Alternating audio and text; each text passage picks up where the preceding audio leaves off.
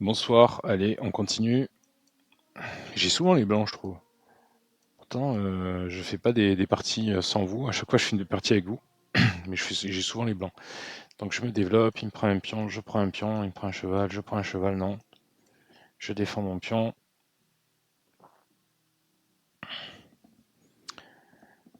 S'il m'attaque ici, ce pion, il défend plus. D'accord, donc j'aurait dû redoubler la défense. Je suis attaqué deux fois, pardon, je suis attaqué deux fois, je défends deux fois. Il m'attaque ici, donc les pièces qui sont clouées, je vous rappelle que ni elles attaquent, ni elles défendent. Là, je peux rien faire, là. D'accord? Donc si ça, c'est pas la... Ah là là, il va me changer la structure de pion. Ça, je m'en moque éperdument. Moi, ce qui m'embête, c'est que il peut m'attaquer cette pièce, vu que cette pièce, elle est clouée. Donc, je dois la défendre. Je peux la défendre comme ça, en sortant une pièce, donc c'est pas mal. Hein. Alors, ou je peux faire d'autres choses, je peux prendre un intermédiaire, faire ça, enfin, si vous, alors je vous demande juste de ne pas toucher ce pion. Je pense que dans ce cas-là, ce serait pas mal. Parce qu'en fait, effectivement, là, c'est un des rares cas où on n'est pas loin de faire le grand rock et en fait, on peut se permettre éventuellement de faire ça. Mais imaginez que je fais ça. Et que là, pour le coup, il me casse la structure, je ne peux jamais faire le grand rock ici. Parce que je vous ai dit, la structure, on s'en fout. À part si c'est devant votre rock, ça peut être très dangereux. C'est le seul cas. D'accord. Mais voilà. Donc vous avez plusieurs options. Ce qui fait le plus sens, même si c'est pas forcément le meilleur, mais ce qui fait le plus sens, c'est juste de redéfendre plusieurs fois la même pièce. Tout simplement. Il y aurait eu encore un autre moyen, c'était de clouer l'un de ses attaquants. Hein, voilà. Ah ben, il joue bien là. Là, il est actif, il m'attaque encore une fois. Ben là, j'ai plus trop le choix en fait. Hein. Je suis obligé de faire avec. Là, soit je peux redéfendre, peut-être éventuellement, allez, encore plus actif ça. Allez, on va rester principal, on va être encore plus actif, mais c'est hyper dangereux. Hein. Là, je vais me prendre une découverte, c'est hyper dangereux. Vous allez voir la découverte de malade. Je vais limite perdre une pièce, je pense. Mais je reste principal, voilà, je vais essayer de me développer un maximum. Alors il a plein de trucs, hein, là, il a ça, là, voilà, il a ça.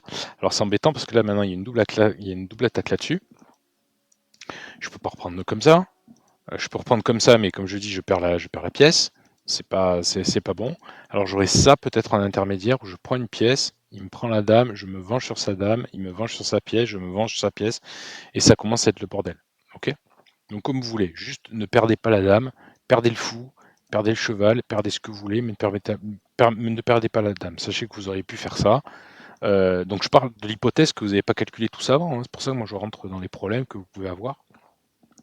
À quoi d'autre vous pouvez penser? Est-ce que vous pouvez faire un échec? Ben, il n'y en a pas. Je vous dis, est-ce que vous pouvez vous venger sur une grosse pièce? Ça doit être ça votre réflexe. D'accord? Ou alors, tant pis, hein, on tombe dedans, on se fait prendre la pièce.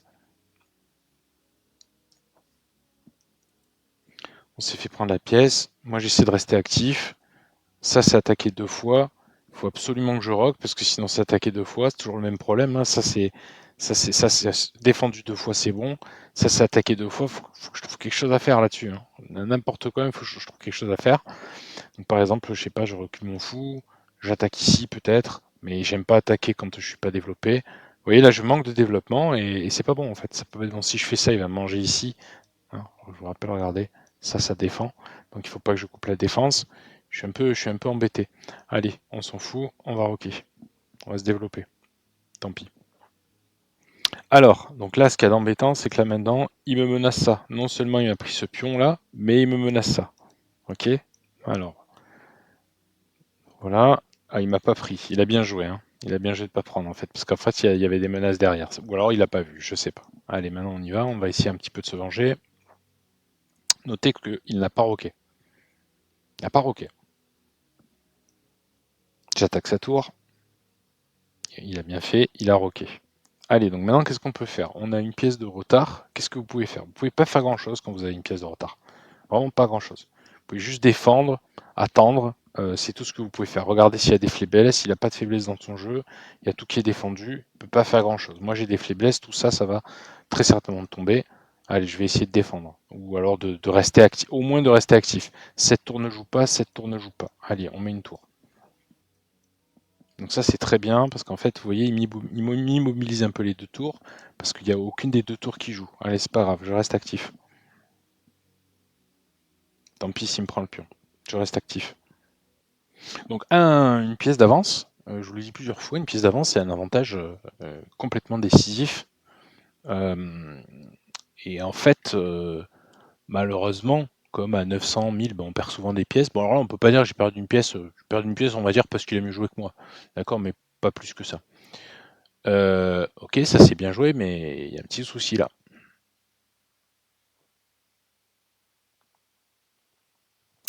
Avoir une pièce d'avance, c'est énorme, hein.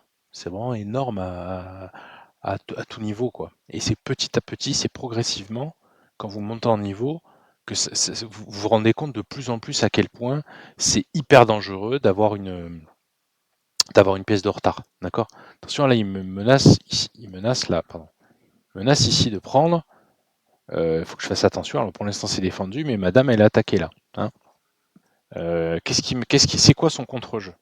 Hein, c'est quoi son contre-jeu? Je vous ai dit, une fois que vous avez repris l'avantage, vous avez pris l'avantage, le premier truc que vous devez faire, c'est tuer son contre-jeu. Comment tuer son contre-jeu? Donc une bonne manière, c'est de dire, bah tiens, je peux échanger un peu, essayer d'échanger les dames, mais c'est un peu bourrin, pour être honnête, mais pourquoi pas? Vous essayez d'échanger, en tout cas, vous essayez de supprimer les pièces qui attaquent. Vous voyez, ça c'est une pièce qui attaque, ça c'est une pièce qui attaque. D'accord? Donc si j'arrive, d'une manière ou d'une autre, à me faire une case, il n'a plus le contre-jeu du mat du couloir et d'échanger les dames, ou en tout cas de lui supprimer sa dame, ben, je suis à l'avantage. Bon, alors sans doute que je dois avoir des trucs que je dois pouvoir faire d'une manière ou d'une autre qui résolvent le problème un peu plus rapidement, mais c'est ça mes deux idées. D'accord? Donc je vais essayer gentiment de lui supprimer ces deux contre-jeux. D'abord, je vais lui essayer de lui enlever sa dame, et d'autre part, je vais essayer de me faire une place. D'accord? Allez, je commence comme ça. Je fais une place.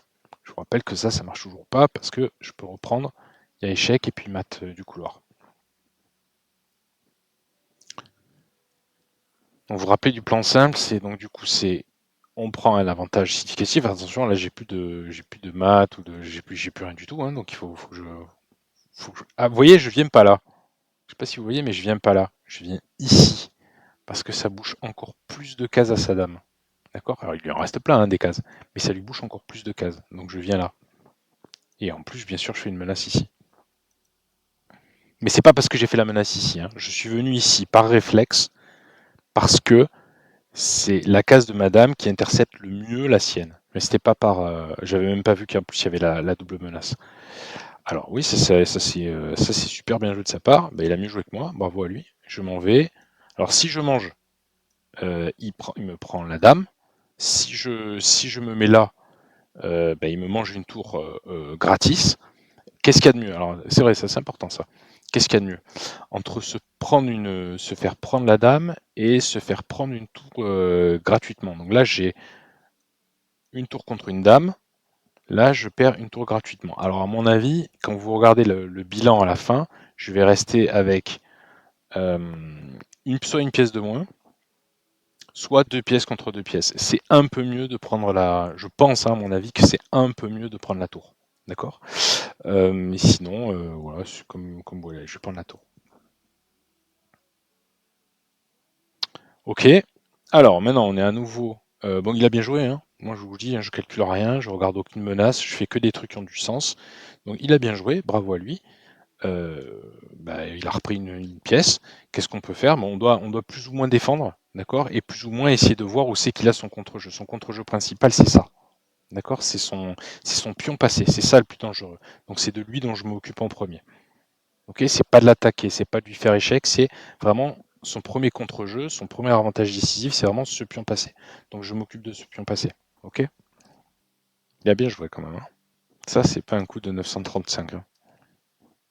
Moi, j'ai fait un coup de 9. Là, pour le coup, j'ai fait un coup à votre niveau, c'est-à-dire un mauvais coup, mais de développement, au moins un principal. Là, il a bien joué, double attaque. Je vais me faire une pièce, c'est tout à fait normal. Je rock, je reste principal. Moi, j'ai joué comme il fallait. Vous avez gagné. Qu'est-ce qu'il a fait? Pourquoi il a abandonné? Mais il gagne là. Ah, c'est bizarre ça. Il a très bien joué, hein. Franchement, depuis le début, il a très bien joué. Juste à un moment donné, il a moins bien joué, mais Franchement, il a très bien joué, il a trouvé des bons coups.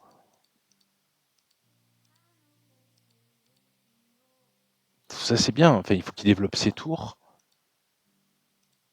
Ça, c'est une petite erreur. Je pense qu'il a pas vu, il a pas calculé, tout simplement.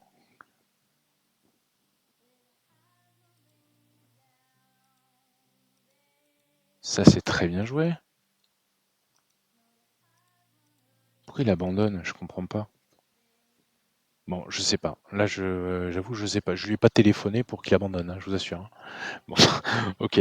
Alors là, la partie, elle a duré un peu longtemps, donc peut-être que j'ai pas le temps d'en faire une autre. Donc je vais m'arrêter là. Ok. Alors, ce qu'on peut retenir, c'est quoi? C'est ben jouer normalement. Pas grave s'il y a des, pas grave s'il y a des tactiques que vous voyez pas. S'il y a des trucs ou des tactiques que vous voyez pas, ce que vous pouvez faire, c'est vous dire ah mince, vous revenez à votre partie, vous remettez surtout pas l'évaluation, les variantes et tout.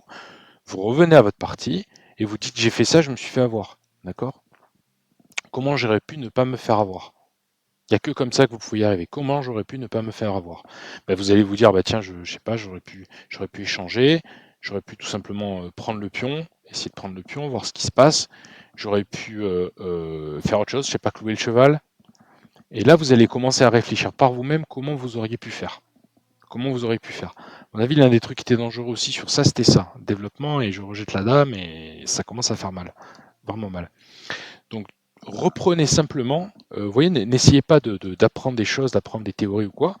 Moi, ce que je vous conseille, c'est reprenez à l'endroit où vous étiez embêté, juste à un endroit. C'est pas la peine de faire tous les endroits. À un endroit, et réfléchissez par vous-même. Juste réfléchissez par vous-même. Et ça va vous faire travailler le cerveau. Et en fait, en faisant travailler le cerveau, c'est une manière qui va vous garantir qu'au moins vous êtes un peu actif, vous n'êtes pas passif à balancer juste des coups, vous allez un peu réfléchir. Et tant pis si vous ne trouvez pas. Tant que votre cerveau il travaille, en fait, c'est comme un muscle. Vous allez, enfin, c'est juste le cerveau des échecs, hein, je ne parle pas de votre cerveau en général, mais vous allez vous forcer à, à développer, en fait, à décupler cette attention, cette réflexion juste pour les échecs. Ok?